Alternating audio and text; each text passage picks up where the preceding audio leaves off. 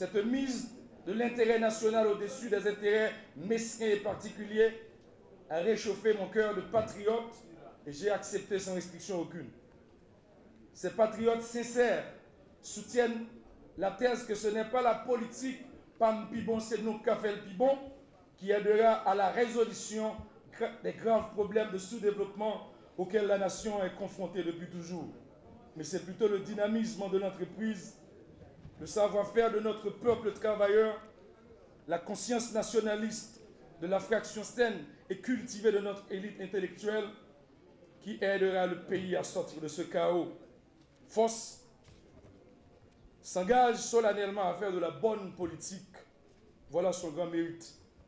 Pour cela, j'appuie sa vocation à rassembler des hommes et des femmes lucides qui entendent s'engager sur le terrain de lutte concrète contre le chômage, le trafic illicite, le ravage de l'analphabétisme, l'état de misère de nos hôpitaux, l'assistanat permanente, l'invasion des ONG, l'impunité, les scandales répétés de la République voisine contre l'esprit de lucre et de corruption, contre les entreprises de déstabilisation auxquelles ont recours les antinationalistes, pour lesquels les droits de l'homme, le nationalisme en tant qu'idéologie de salut sont considérés comme des perversions de la culture politique.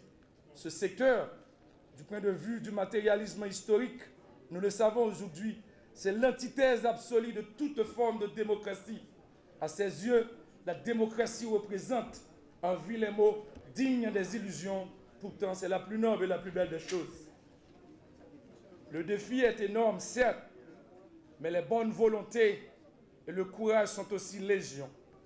Ce n'est pas dans un climat de troubles et d'agitation permanente, source de devoir pour une économie déjà si pauvre, que peut s'instaurer un cadre propice du dialogue et au respect mutuel des opinions politiques, craignant de retomber par indiscipline et par félonie dans les sentiers malheureux de la désorganisation des institutions, de l'exclusion réciproque, travaillant ainsi au retour de la scène de la guillotine qui tranche la tête aux tentatives les plus nobles du développement harmonieux des sociétés politiques.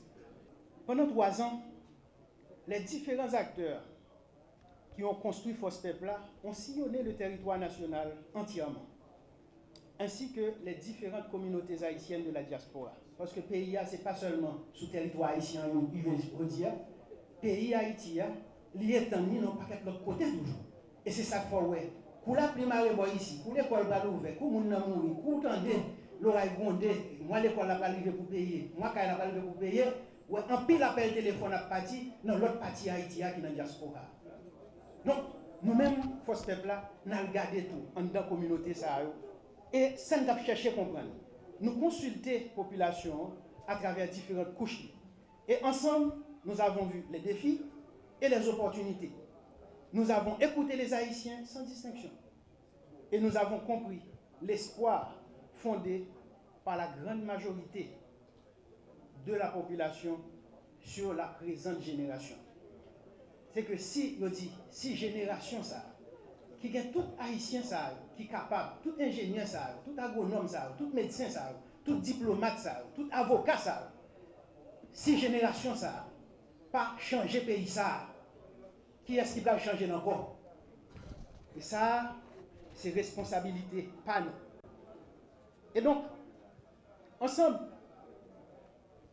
demandez-nous pour nous contribuer, pour nous travailler, pour nous capables de sortir Haïti de la confusion, de la division, du sous-développement, de la tyrannie, de l'extrême vulnérabilité et de la dépendance. Ces consultations ont révélé que ce pays n'a plus besoin de soi-disant leaders populistes et autoritaires. Ce pays n'a plus besoin de leaders imposés par des minorités possédantes nationales. Ce pays n'a plus non plus besoin de leaders imposés par l'international. Et ce pays n'a plus besoin de leaders qui fondent leur pouvoir sur le sang et le sacrifice humain.